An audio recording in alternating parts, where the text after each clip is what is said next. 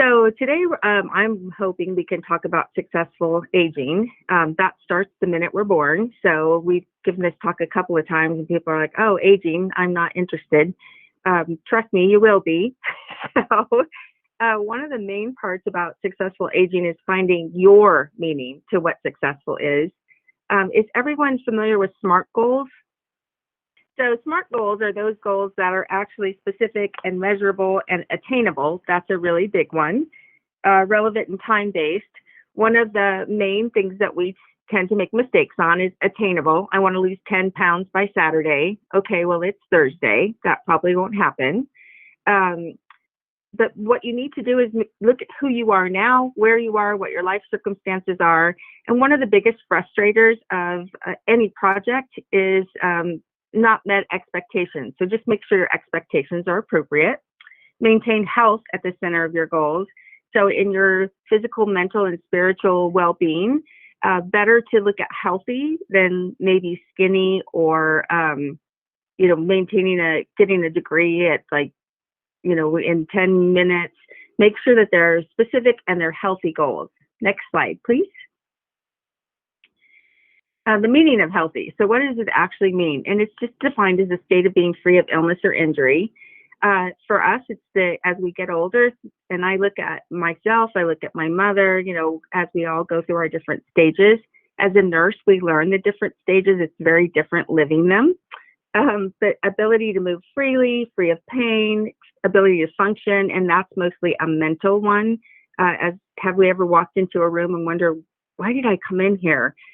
Maintain independence, very, very, very important.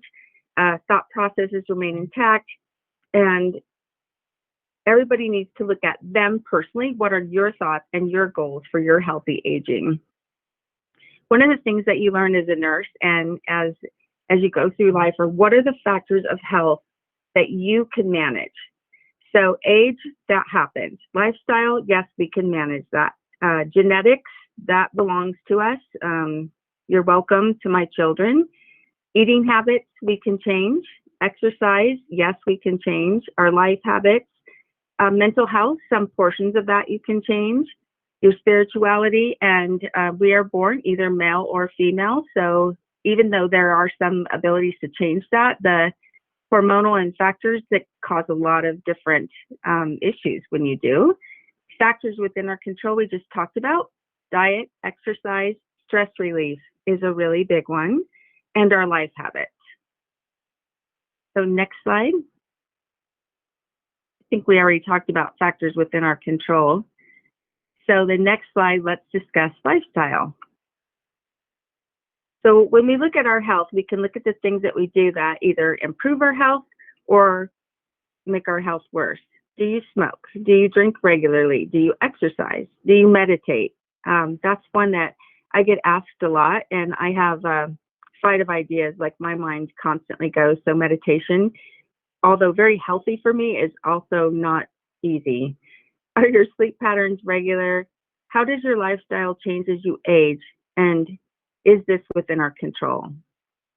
Next slide. So movement. When you look at movement, the benefits of exercise are immense. I think that we underestimate how good it really is for us. And how much movement is needed to promote health? Not much. If you can move once an hour, even for a few minutes, or 20 minutes of exercise a day, it improves your health, your ability to sleep, your ability to focus, your thought processes.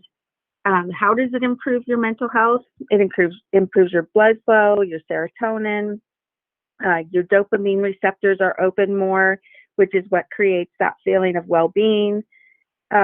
Exercise does change as you age. When I was younger, I used to be a bodybuilder, and we would work out 6 hours a day in the gym. That is not happening anymore. I don't even have 6 hours a day to sleep. So you have to adjust as you age. You might have heard some of these terms, and one of the ones I want to make sure we all understand is HIIT, and it's 2 I's. It's high intensity interval training.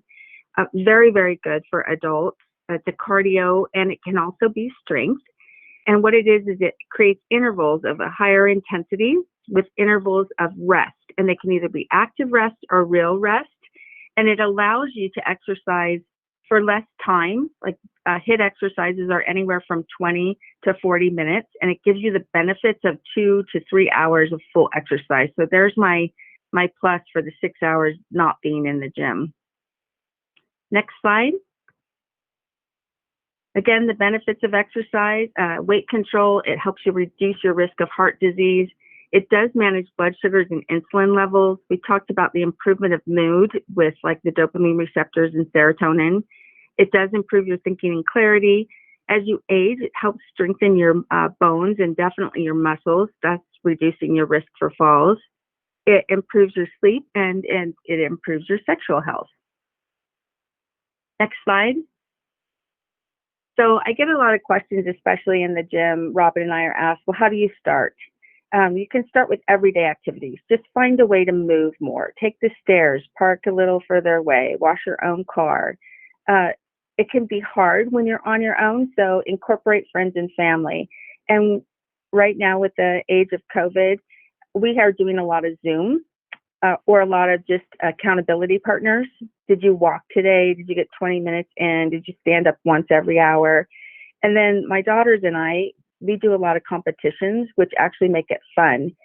It's great when the old mom can win against the two young daughters. Track your progress. There are great free apps.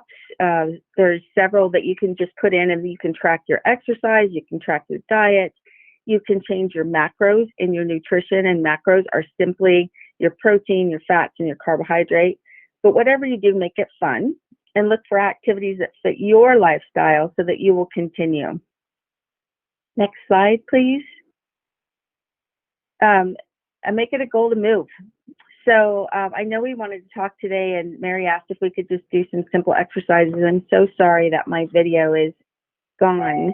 But some great things to do are just simple chair squats. So when you're sitting at a desk, and I don't know if you guys have the iPhone that say you need to move at 10 to the hour, but one great thing to do is just to stand up, sit down back in your chair. Those are chair squats. Arm circles, start little, go bigger. Simple HIIT at home. There's simply, like I do it all the time in my kitchen because I have a breakfast bar. And so you can walk fast around the breakfast bar for 1 minute and then walk slowly around the breakfast bar for 1 minute. It confuses my dogs very much. Any body weight exercises, whether that is squats, lunges, simple things like plank, which is very, very good for our back and abdominal health.